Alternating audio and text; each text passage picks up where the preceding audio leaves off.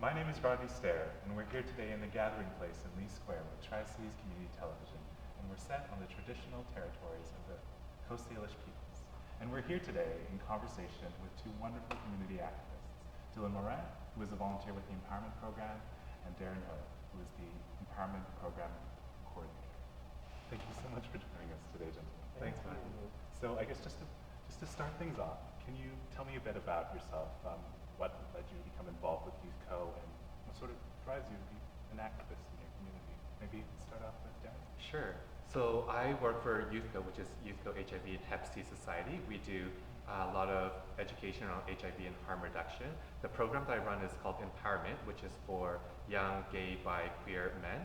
And we host a lot of drop-in events that are educational, but also we do workshops, and it's just a social event for young guys to come together, build support networks, and to learn about HIV. And I guess I started down this path through activism just because I wanted to see some changes in my community. I just graduated from Maple Ridge Secondary School. I was the leader of the GSA there, or Gender Sexuality Alliance, and we lobbied the school board to create a district-wide policy that would mandate every school in the district to have a gender-neutral washroom. So that's kind of what started my social justice work. And I guess, just out of curiosity, because you said you currently live, or you presently live in the Maple Ridge area? Or? I currently live in Mission, but I grew up all the way until I graduated in Maple Ridge and Pitt Meadows. Yeah. So because the Empowerment Program is actually set in Vancouver, what makes you travel that far? Because I know people would ask, well, aren't there programs in Maple Ridge and Mission? Or? Well, I go to Youth Co just because it gives me the platform to really express myself, and it's just open, very accepting. And when it comes to Maple Ridge and Mission, there aren't really as big of platforms there, so it gets a little difficult to make a lot of change. Well, I grew up on the border of Coquitlam, Burnaby, and Port Moody, and it's kind of a similar experience. I felt like there was not a lot of places for me to go in these areas, and so I would, if I'm looking for gay-specific services or queer clinics, things like that, I would find myself taking a SkyTrain ride to Vancouver.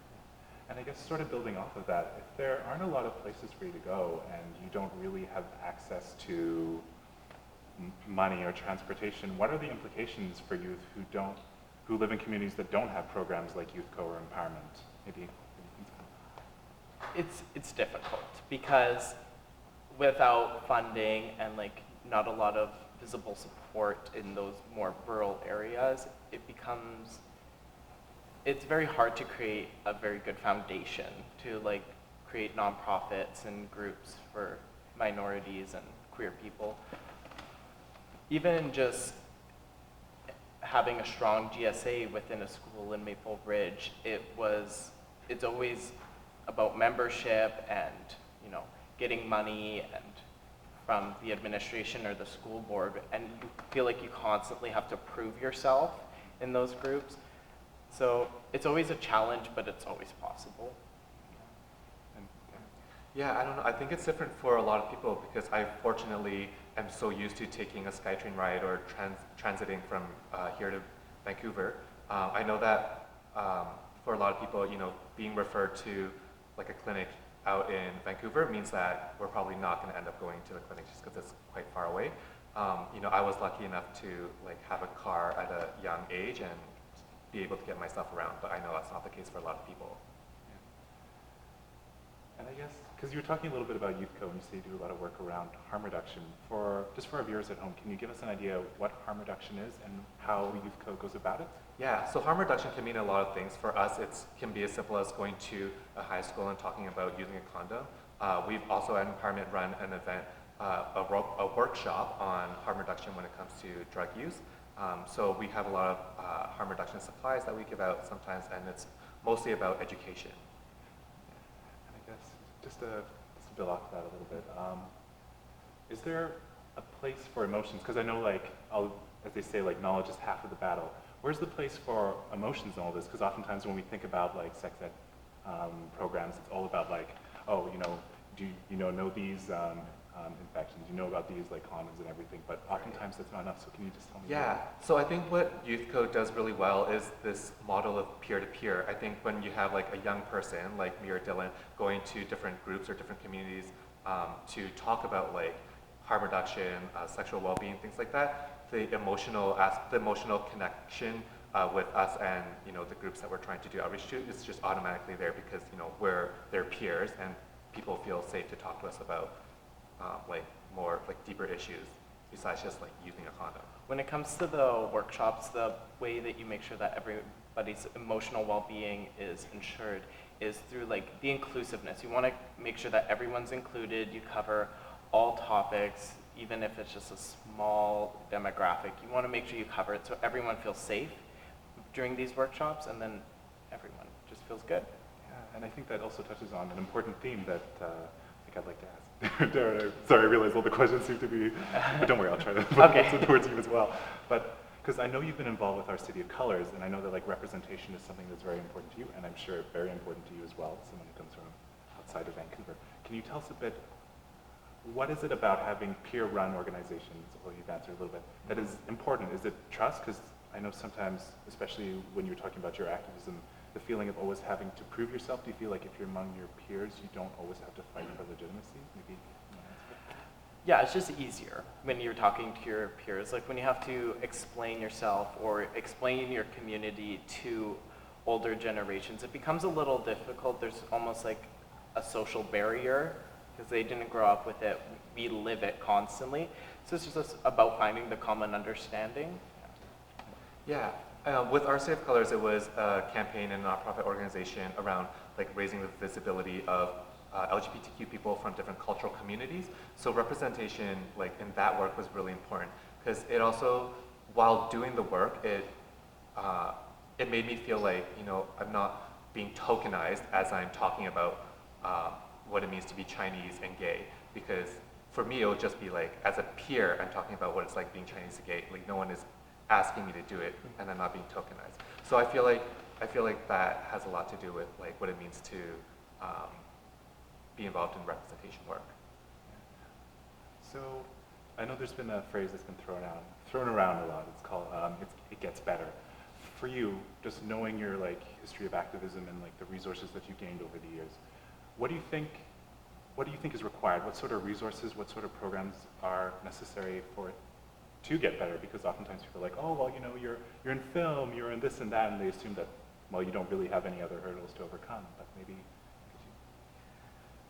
Yeah, I'm not a big fan of the phrase "it gets better." I think it's a very vague term because it's always getting better and it's always getting better on different levels. But we really have to like think about for whom is it getting better, and I think a lot of times there's a lot of marginalized groups that get missed out. When we talk about it gets better and now we have marriage equality, so hey, it's better. But I mean, have we considered, what this means for folks living with HIV or, gay people from like suburban communities, like young folks, things like that? Like who is it getting better for? I don't know. I think it's just a vague term. So I think, if we continue to fund more like programs, then it will get better. It's all subjective. I guess maybe for some of the viewers who may be our age and find themselves in positions where they're faced with a lot of inequality, what sort of tips would you give to them? Because you did some organization at the high school level. Like that, like challenging the administration was never something that I had enough courage to do personally in high school. Like, where do you start? Where would you start? Well, usually when you start a GSA, the first thing you need to do is get a teacher. You need a teacher advisor of some sort who's going to back you because, honestly, if it's just a bunch of students, you're not going to be taken as seriously if there's not an adult involved, right? So even just having that presence of an adult helps so much with your cause, essentially. Then you want to, in a high school, you want to get on the good side of the administration. You want to work together because they're your gateway to the school district, right? They have all the contacts, they know everyone. So I was fortunate enough to have an administration that was so willing to help, and it just enabled us to do so many good things. And then we had to talk to a lady whose position was called vice principal of Safe and Caring Schools, and we talked a lot about like what our goal was, and then basically she helped propose the bill to the school district. So it's like just about finding the support from other means. Like when you like enclose yourself, it can kind of, you wouldn't get as much done as you would like, so you really have to be open to getting other groups involved. And Darren, I know that you started our City of Colors when you were still in university. Like, what sort of resources did you rely on? Were there capacity building? Right. Yeah. programs that you Well, were part of? I think a lot of power just comes from having a group of friends come together, sitting around a table, and talking about what do we need. The resources specifically that I like outreach to was a group called Health Initiative for Men, and they helped a lot with our funding and giving us space to meet. But I think just having a group of friends and just being honest with each other and talking about what we need, that already is a start in itself. My GSA was probably the most prominent in the school district, so we noticed this and we saw very small GSAs of 3-4 people even, when ours was like, leaning more to 12 or 14 at times. So we saw this and we wanted to create conferences that were for the GSAs in the school district, and we just wanted to bring them together. Like, this is what you need to do if you want to have a stronger foundation and build the walls, So it was just good, and it really brought the community together, especially the queer high school community in the city. So it was beautiful. I guess just as like a final question to wrap up this lovely interview that I was having with both of you today. For those watching, parents, friends of individuals who are openly or in the closet in terms of their queerness, what sort of resources would you suggest? Because oftentimes there's a lot of anxiety around asking, your friend, like, oh, can you tell me more about this? Or I don't really know how HIV is passed. Like, for our viewers at home, what sort of resources are available? I feel a little bit like a hypocrite because I know I said something about how, I'm just referring people out to Vancouver instead of Tri Cites, but a really good place to start is Community, Q-Munity. And, from there, I think you can get referred to a lot of great places, meet amazing people. And if you're a university student with SFU, out on campus is a great resource as well. For parents, I know we don't talk about parents who have the queer teens. A great resource for them is just the PFLAG website, because even if a parent is accepting, they still have weird emotions, as my mom described it. She was totally accepting, but she was like, why do I feel wrong about this, right? So they have great info on there, and they really go deep down into it, and they've helped some of my friends' parents and whatnot. And sometimes you just have to look into like youth groups and stuff like in your city, and then you'll usually find someone who can help. Or you can send a message to the Empowerment Program. You have a Facebook group, don't you? Yeah, facebook.com/empowermentyvr. Excellent. Well, thank you so much for coming out. Well, I guess you both live in Coquitlam, Yeah. so it wasn't that far, but thank you for taking the time to sit down and talk about these topics with me.